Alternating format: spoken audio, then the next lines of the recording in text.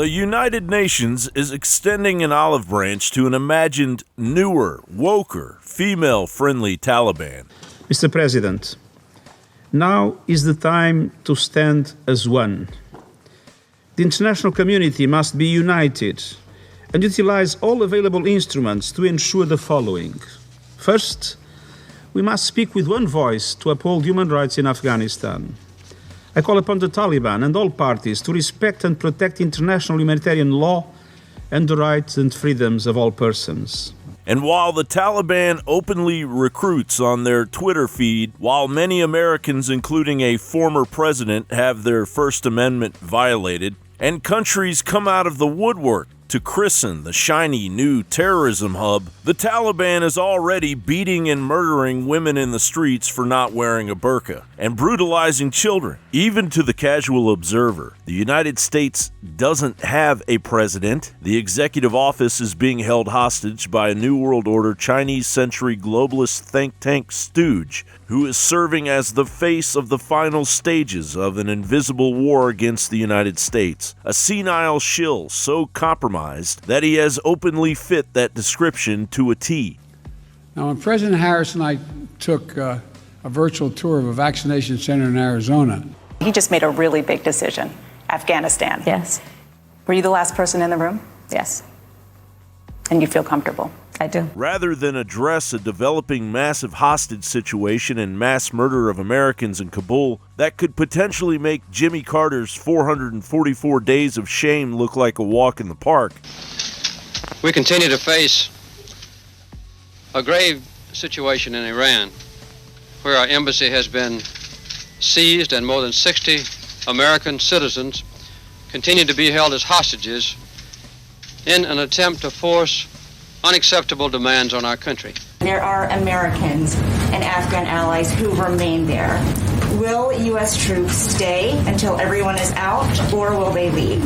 So I'm not going to comment on hypotheticals. What I'm going to do is stay focused on the task at hand, which is getting as many people out as rapidly as possible, and we will take that day by day. In a speech that mainly sounded like it occurred months before the Taliban blitzkrieged the billion-dollar Afghanistan army, Biden nonsensically blamed everyone but himself and then claimed that the buck stops with him. when I came into office, I inherited a deal that President Trump negotiated with the Taliban. Under his agreement, U.S. forces would be out of Afghanistan by May 1, 2021, just a little over 3 months after I took office. U.S. forces had already drawn down during the Trump administration from roughly 15,500 American forces to 2,500 troops in country.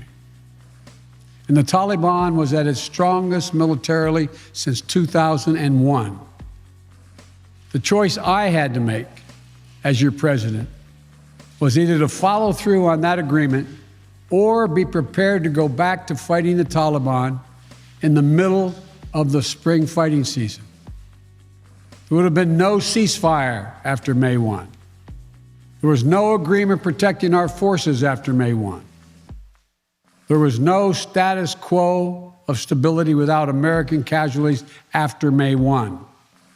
There was only the cold reality of either following through on the agreement to withdraw our forces or escalating the conflict and sending thousands more American troops back into combat in Afghanistan, lurching into the third decade of conflict.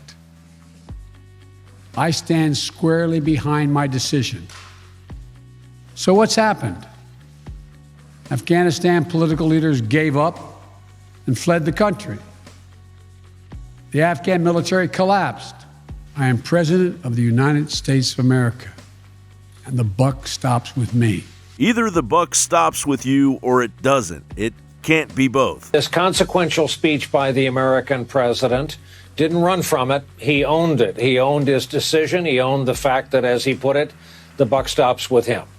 I hope he gets to own their deaths, too. I feel like I watched a different speech than the rest of you guys. I was appalled.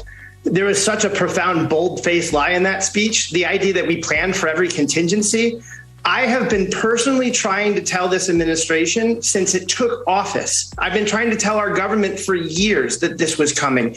We sent them plan after plan on how to evacuate these people. Nobody listened to us. They didn't plan for the evacuation of our Afghan wartime allies. They're trying to conduct it now at the 11th hour. A corrupt president that fails to assure the nation he supposedly leads with cogent information regarding the spiraling chaos of the greatest failure in U.S. foreign policy history on his watch isn't excusable. Biden is extremely dangerous.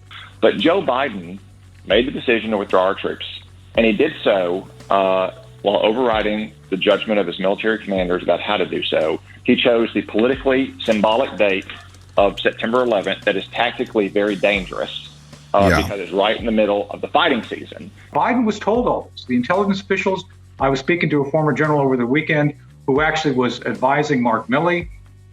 They were telling this to Biden, and he wasn't listening. So I'm sorry, I put this right at the feet of President Biden based on the people I advised, the people I spoke to who gave him the best possible advice on this issue. Immediately under UN Agenda 2030 directives, Biden's vacationing administration focused the State Department on the relocation of thousands of Afghan refugees into the United States, while deserting thousands of Americans trapped behind enemy lines, as if that had been the plan all along. This is absolutely an all-hands-on-deck effort to ensure the safety of our personnel and citizens, rally our allies and partners, and organize the evacuation of thousands and thousands of Afghans.